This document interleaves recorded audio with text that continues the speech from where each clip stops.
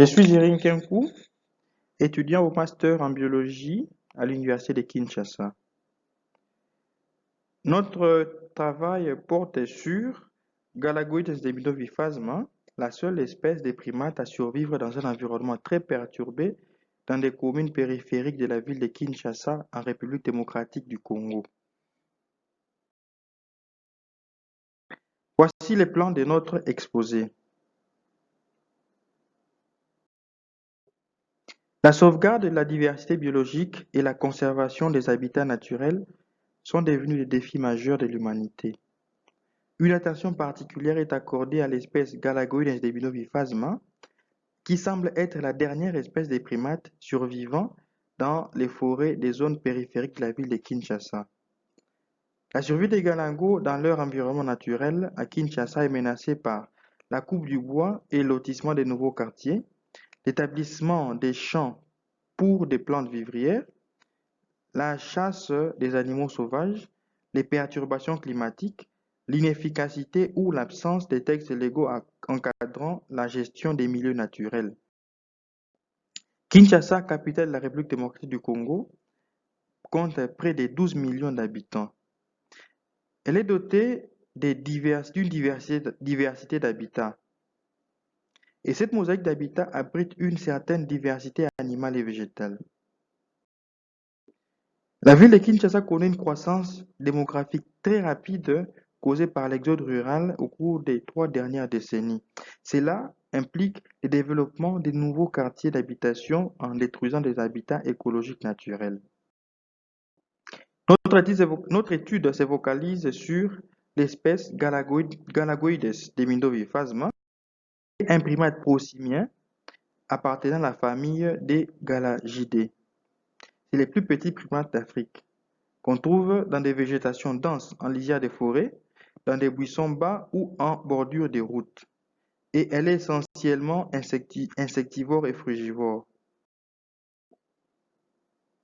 Les objectifs de notre étude étaient, premièrement, de vérifier la présence des galangos dans les zones forestières de Kinshasa et deuxièmement, de recenser les activités humaines pouvant influencer la vie des.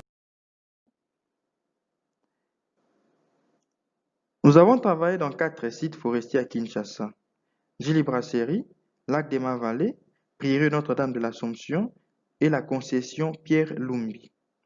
Notre étude s'est étendue sur une durée allant de janvier 2012 au mois de mai 2017. Voici une carte représentant et localisant nos sites d'études.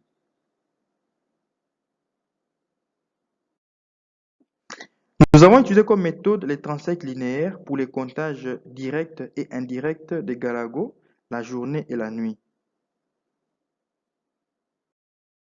Nous avons ainsi compté 18 galagos sur une superficie de 21,77 hectares en Djili-Brasserie et 29 galagos sur une superficie de 2,125 hectares dans la forêt du prieuré Notre-Dame de l'Assomption. Galagoides deminovifasma ont été vus sur des espèces végétales comme Oncoba welwitchi, Pentacletra edveldeana, Elaeus guinensis, Hymenocauda ulmoides et Musanga cecropioides, à des hauteurs allant de 1 à plus de 10 mètres. Ainsi, par ces résultats, nous confirmons la présence des galangos dans les zones périphériques très perturbées de la ville de Kinshasa. Nous avons recensé 5 types de menaces dues aux activités humaines: la chasse, les feux de brousse, l'agriculture, l'urbanisation et la coupe du bois. Kinshasa connaît une forte régression des forêts qui est due à l'expansion et à la croissance démographique, et aussi une destruction par les feux de brousse des forêts qui ouvrent la voie à l'agriculture. Cette dernière est une des causes des déclins des populations des primates après la chasse. La fragmentation et la perte de l'habitat associée à la chasse entraînent l'isolement des populations, ce qui cause leur vulnérabilité. Associée à diverses perturbations, la fragmentation peut contribuer à la diminution de la taille, de la composition et de la densité des populations des groupes. La forte concentration d'individus dans certains de nos sites d'études est due en grande partie à leur éloignement par rapport au centre-ville. À l'exemple du domaine des prairies Notre-Dame de l'Assomption, qui est une concession des pères prémontrés, sa conservation est due à la protection de ses propriétaires qui tiennent à ce que ça existe encore.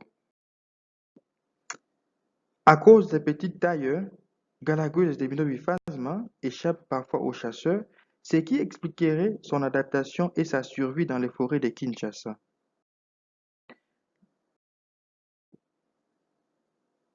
Les grands dangers qui restent est l'abattage des arbres qui détruit l'habitat des galagos et entraîne un déséquilibre dans les structures sociales.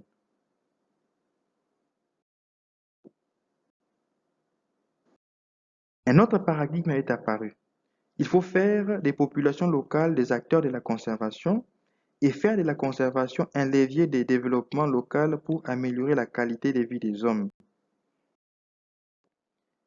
En conclusion, nous disons que les Galagos de Demidov, Galagoïdes de Demidov-Ifasma, est bien présente dans la ville de Kinshasa, dans ces zones périphériques très perturbées. Et nous notons une forte dégradation des habitats naturels des Galagos suite à une urbanisation et une expansion de la ville de manière incontrôlée.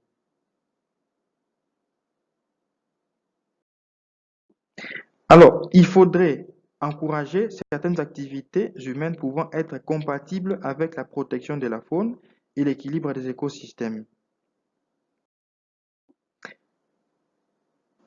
Et une gestion inclusive des ressources naturelles est nécessaire. Cela doit impliquer les populations locales et créer des réserves de protection de la faune, et en particulier la faune des Galagos.